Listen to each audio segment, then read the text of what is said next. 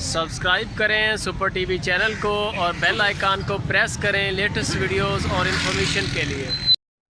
अस्सलाम वालेकुम दोस्तों, की हाल चाल है। मैं तुहाड़ा मेज़बान मोहम्मद शाहद। उम्मीद है कि मेरे सारे वीर जेडे ने फिटफाट होणगे माशाल्लाह। तो दोस्तों आ माल लैके आए हैं फार सेल, छोटी जी लाट है एक और मुनासिब रेट दे विच आ। तुहानूं इन्हां दी डिटेल भी दस दियां, सारी इन्हां दे गलबात करांगे तफसील नाल। उस तो पहले वीडियो नूं लाइक कर दिओ, तो जिन्हां ने हले तक सबसक्राइब नहीं किया उन्होंने भी दरखास्त है कि सबसक्राइब कर दिओ, चैनल नाल आ जाएगा बैल आइकन उन्होंने भी नप्पो, ताकि जिहड़ी भी वीडियो लाइए वो साडे भरावां नूं बर वक्त इतला मिले। तो दोस्तों माल है सियाहीवाल दा माशाल्लाह, पौने 2 साल उम्र है इन्हां दी, विच 2.25 साल दी भी बछियां है। ये तैयार ने, इस टाइम जवान ने माशाल्लाह, 6-7 दाने रह गए सिर्फ, बाकी सारा माल यानी कि जिहड़ा आउंदा विक जांदा, आउंदा विक जांदा। यह नवा माल आया तो मिले ही थोड़े जिहा जानवर।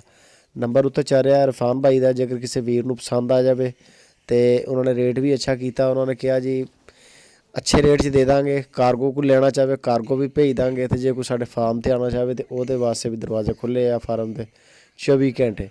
हरूनाबाद लोकेशन आ। पौने 2 साल उम्र है इन्हां दी तकरीबन। दोस्तों तैयार ने 2 साल 2.25 साल इदा मिक्स ने। यही जानवर जिहड़े खड़े आ, इन्हां दे विच एक ब्रीडर छड़ लो लैके, तो इदां ही छड़ दो ले जाके, बन्नण छड्डण की भी लोड़ नहीं। बहुत औखे होने वाला सिस्टम नहीं चाहिए। एक पासे तुहाडा फार्म होवे, सर्दी तो बचण वाली जगह, जानवर रात नूं अंदर चले जाण, तो एक विच ब्रीडर होवे चंगा नस्ली।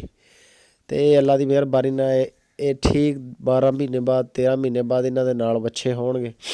महीने 2 दे अंदर अंदर क्रॉस हो जाणगे, तो 9 महीने बाद इंशाअल्लाह डिलीवर कर देणगे।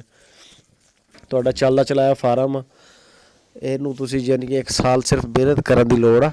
ਤੇ ਇਹੀ ਜਿਹੜੀਆਂ ਵੈੜਾਂ ਇਹ ਹੁਣ ਇਸ ਟਾਈਮ ਯਾਨੀ ਕਿ 75 ਹਜ਼ਾਰ ਰੁਪਇਆ ਡਿਮਾਂਡ ਕਰ ਰਹੇ ਨੇ ਇਰਫਾਨ ਭਾਈ। ਤੇ ਇਹ ਅੱਲਾ ਦੇ 1,50,60 ਹਜ਼ਾਰ ਦੀਆਂ ਸਾਲ ਬਾਅਦ ਹੈ, ਡਬਲ ਆ ਯਾਨੀ ਕਿ ਇਹਨਾਂ ਦਾ।